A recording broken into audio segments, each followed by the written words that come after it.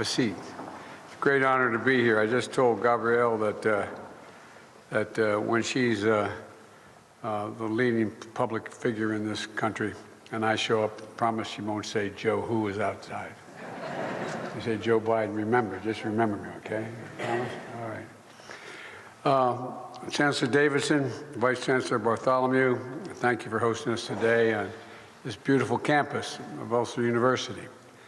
I came here in '91 in this neighborhood, and you couldn't have a glass building like this here in this neighborhood. I don't think it would have stood up very well. But things are changing. Lord Mayor Black and Secretary of State of Northern Ireland, Heaton Harris, thank you for the welcome to Belfast. And Mr. Speaker and leaders of Northern Ireland's leading 5 political parties, I was honored to welcome you to the White House a few weeks ago, and it's wonderful to see all of you again today. And Ambassador Hartley, thank you for your outstanding work leading our mission to the UK. Ambassador Hartley is an old friend and the former ambassador from Great Britain to the United States. The home of that ambassador and the embassy is along the fence line of the Vice President's residence, which I lived in for 8 years. And the Vice President and I became friends with the ambassador. And his last trip back home before he came back to Washington to serve out the final few months of his term, he told me he was going to bring something back for me. And so I didn't know what he had in mind, but when he came back, we had him over the house. We spent some time together, he and his wife and I and my wife. And he brought back a book with a photograph on the front of the book. It had been just reprinted, the book, of a somewhat stout British captain in his quarters with a big bulldog sitting next to him. And his name was Captain George Biden. Because he used to always kid me and saying, you know, Biden's English. You talk about the Irish, Biden's English. And he told me that he went back and he had the Lord Admiralty, this is God's true story, check. And my great 1840, I think it was 1842, could have been 1828, I can't remember, it's one of those 2 dates, had written the rules of mutiny for the British Navy. And I said, well, at least that part's consistent, Reverend, mutiny. But anyway, he used to always kid me when I'd say, talk about, he'd say, yeah, you talk about the Irish. He said, you're English, just remember that. Then I found out, my sister and I found out the name Robinette, my middle name's Robinette. I thought that all those years it was French. They must have been Huguenots because they came to Great Britain in the 1700s somewhere along the way. And they're all from Nottingham. So I don't know what the hell's going on here. You come back, it's confusing. And anyway, Consul General Naran and Envoy, Special Envoy Joe Kennedy, thank you for your efforts to continue deepening and strengthening the ties between Northern Ireland and the United States.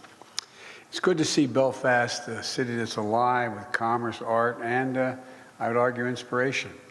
The dividends of peace are all around us, and this very campus is situated in an intersection where conflict and bloodshed once held a terrible sway. The idea, as I said, to have a glass building here when I was here in '91 was highly unlikely. Where barbed wire once sliced up the city, today we find a cathedral of learning, built of glass, and let the shine light out in and out. It just has a profound impact for someone who's come back to see it. You know, it's an incredible testament to the power and the possibilities of peace. 25 years ago this week, the landmark Belfast Good Friday Agreement was signed. And it wasn't easy. I was a United States Senator at the time, and I worked very closely with my good friend George Mitchell, who will be here, I believe, in a couple days. And there were no guarantees that the deal on paper would hold. No guarantees that it would be able to deliver the progress we celebrate today. It took long, hard years of work to get to this place. It took a people willing to come together in good faith and to risk boldly for the future. Leaders for peace like John Hume and David Trimble and David Irvine and Monica McWilliams and Mary Robinson, etc. They were all people that I got to meet back then. And it took people all across Northern Ireland who made the choice to work for a brighter and a shared future. At the time, it seemed so distant, some of it. It seemed so distant.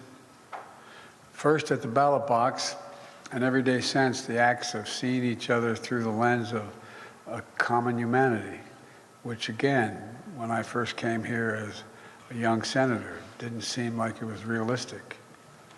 It took pioneering women across all communities and parties that said enough, enough, and demanded change, as well as a seat at the negotiating table, including through the Northern Ireland Women's Coalition. And it took a determined effort of my good friend, someone who embodies the country's commitment to all the people in this region, Senator George Mitchell.